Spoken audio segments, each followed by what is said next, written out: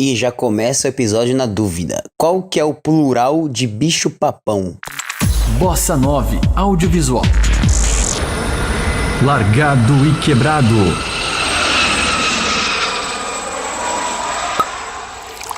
Quando se fala de cidadania italiana, há dois bichos papões de quem está arrumando as malas para embarcar para a Itália. Um é o vigile, que eu já expliquei toda a função desse profissional no episódio 7, além de outras palavras estranhas, então vale você ouvir. E o outro terror de muitos é a imigração, aquele guichê que você precisa se apresentar e mostrar alguns documentos caso necessário. O problema é que a imigração é uma grande incógnita, porque depende muito do agente que vai te atender. Basicamente, se a pessoa está de mau humor, da pá virada ou muito tempo sem transar, ela vai fazer de tudo pra te e sem ser do jeito bom. Mas pra te tranquilizar, eu queria te falar que eu conheci aproximadamente 50 brasileiros aqui. Portanto, todos eles passaram a temida imigração. E agora você ouve o relato de todos eles. Mentira, eu nem gosto dessas 50 pessoas aí. Largado e quebrado. Então, meu amigo, cheguei na imigração, né?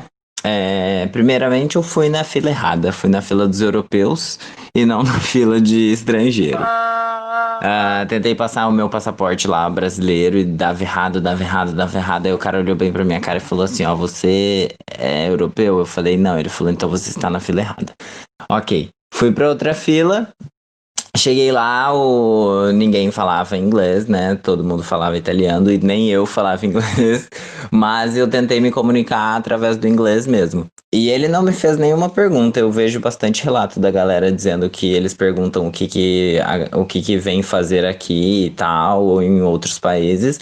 Ele não me perguntou nada, ele me perguntou de onde eu estava vindo, que no caso era Dublin. E foi isso, ele só perguntou e eu falei Dublin. Aí ele falou assim, você mora em Dublin? Eu falei, não, a minha irmã mora em Dublin.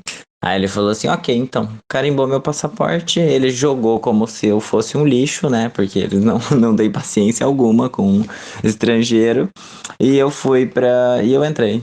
Foi isso, bem simples, graças a Deus, tranquilamente. Esse aí é o Léo Barbieri, meu irmão de casa. Ele chegou na Itália pelo aeroporto de Nápoles, assim como o Augusto Vicentim, que teve uma experiência tão boa quanto meu último relacionamento. Então, a respeito da imigração, no caso eu desci no aeroporto de Nápoles, e quando eu cheguei na minha vez, apresentei meu passaporte, eles olharam, né, que eu tinha feito a quarentena em Londres, fizeram algumas perguntas assim, acho que é comum, né, que eles fazem, quanto eu tinha de dinheiro, para onde eu estava indo. E nisso, em italiano, e eu respondendo em inglês, eu apresentei o contrato, né, de residência que eu tinha em mãos. Nisso tinham chegado 2 policiais que viram o contrato de residência e eles me perguntaram se eu iria ficar 2 meses, se estava correto. Eu disse que sim. E eles acharam estranho, a princípio me levaram para a salinha. E na salinha eles começaram a me interrogar a respeito do que eu estava fazendo aqui, se eu tinha família aqui, se eu ia trabalhar. Eles perguntaram inúmeras vezes sobre trabalho, se eu estava vindo para trabalhar. E muitas pessoas têm medo de falar sobre que estavam vindo para fazer o processo da cidadania, e eu me senti muito acuado e pensei comigo mesmo que era melhor eu não mentir a respeito disso. E eu tinha alguns documentos do meu bisavô, alguns documentos da Itália, alguns documentos meus, assim, gerais.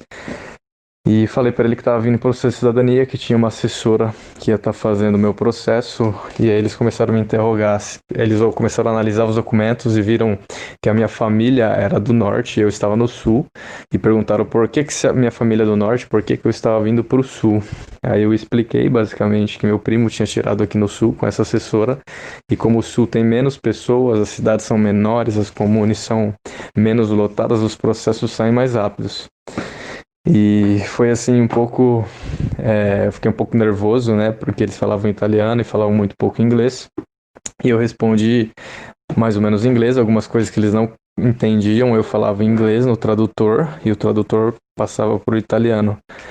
Um dos 3 policiais falavam em inglês, os outros 2 basicamente só italiano, e basicamente foi isso. e eles me liberaram. Um queria muito me mandar de volta e me deportar, e o outro viu que eu estava realmente falando a verdade e que não viu maldade em tudo que eu disse, e foi por causa dele que o outro acabou me liberando, assim. Foi uma situação bem, assim, não digo constrangedora, mas eu fiquei um pouco nervoso, assim, que me assustou que nesse momento eu achei que poderia tudo desabar, né, por água abaixo, todos esses planos, que eu tô há mais de 2 anos fazendo a retificação, alterando os documentos para vir. Eu achei que podia, naquele momento, tudo se desabar, mas tudo deu certo. Provando que é totalmente aleatório, eu também vou contar minha própria experiência. Eu também cheguei por Nápoles e basicamente eu fiquei 2 minutinhos no guichê. Quando eu falei que eu ia fazer a cidadania, o agente me pediu os documentos que eu usaria, eu mostrei e entrei, simples assim, com muito menos emoção do que a Daisy Pugliese. Oi, Arthur, tudo bem? Então, o meu caso foi o seguinte: eu estava entrando por Nápoles e quando a gente chegou lá, tinha eu e mais 2 pessoas que iriam fazer o processo comigo. A gente estava com uma carta convite e não me questionaram nada, só pediram para mim e para eles 2 aguardarem. E a gente teve que ir direto para essa linha da imigração e ela questionou por que a gente não estava com os documentos do processo impresso. E eu avisei que eu já tinha entregue, né, já tinha enviado por DHL.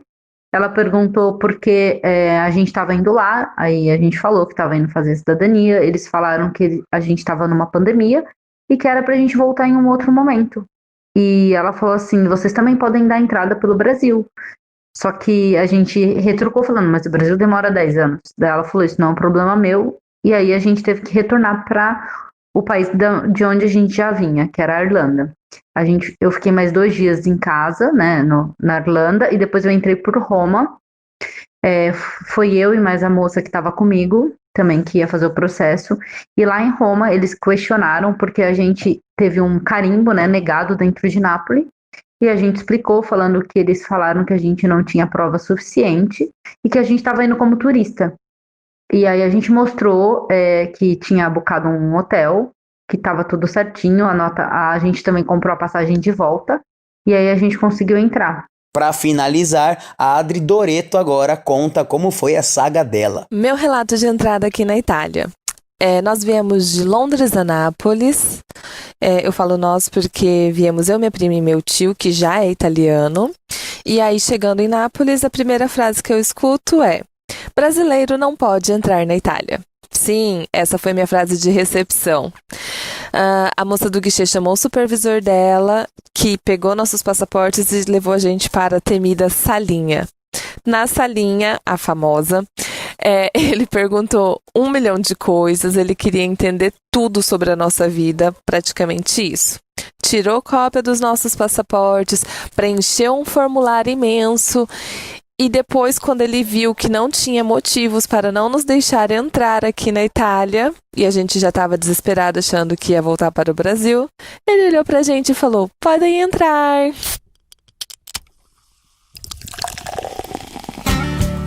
Por fim, a última dica que eu dou hoje é: esbanje simpatia. Com isso, a próxima história positiva aqui com certeza será a sua.